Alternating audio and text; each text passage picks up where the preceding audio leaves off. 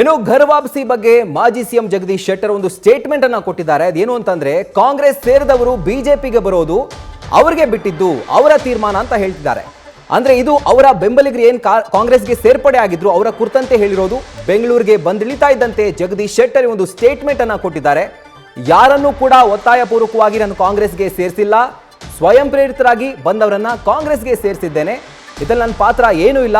ಸದ್ಯ ಅವರು ಏನ್ ನಿರ್ಧಾರ ಕೈಗೊಳ್ತಾರೋ ಅವ್ರಿಗೆ ಬಿಟ್ಟಿದ್ದು, ಇದರಲ್ಲಿ ನನ್ನ ಹಸ್ತಕ್ಷೇಪ ಏನೂ ಇಲ್ಲ ಅಂತ ಬೆಂಗಳೂರಿನಲ್ಲಿ ಮಾಜಿ ಸಿಎಂ ಜಗದೀಶ್ ಶೆಟ್ಟರ್ ಬಿಜೆಪಿಗೆ ಘರ್ ವಾಪಸಿ ಆದ ಬಳಿಕ ಬೆಂಗಳೂರಿಗೆ ಬಂದಿಳಿದು ಒಂದು ಸ್ಟೇಟ್ಮೆಂಟ್ ಅನ್ನ ಕೊಟ್ಟಿದ್ದಾರೆ.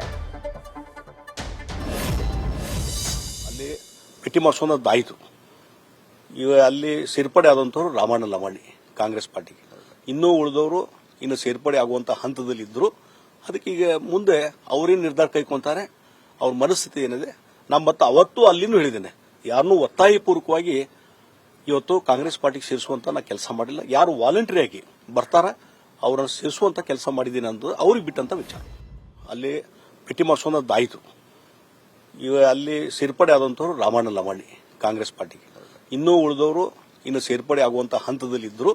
ಅದಕ್ಕೆ ಈಗ ಮುಂದೆ ಅವರೇನು ನಿರ್ಧಾರ ಕೈಕೊಂತಾರೆ, ಅವ್ರ ಮನಸ್ಥಿತಿ ಏನಿದೆ, ನಮ್ಮ ಮತ್ತೆ ಅವತ್ತು ಅಲ್ಲಿನೂ ಹೇಳಿದ್ದೇನೆ, ಯಾರನ್ನೂ ಒತ್ತಾಯಪೂರ್ವಕವಾಗಿ ಇವತ್ತು ಕಾಂಗ್ರೆಸ್ ಪಾರ್ಟಿಗೆ ಸೇರಿಸುವಂತ ನಾ ಕೆಲಸ ಮಾಡಿಲ್ಲ. ಯಾರು ವಾಲಂಟರಿಯಾಗಿ ಬರ್ತಾರ ಅವರನ್ನು ಸೇರಿಸುವಂತ ಕೆಲಸ ಮಾಡಿದ್ದೀನಿ ಅಂತ ಅವ್ರಿಗೆ ಬಿಟ್ಟಂತ ವಿಚಾರ. ನ್ಯೂಸ್ ಫಸ್ಟ್ ನಿರ್ಭೀತಿಯಿಂದ ನಿಮ್ಮ ಪರವಾಗಿ.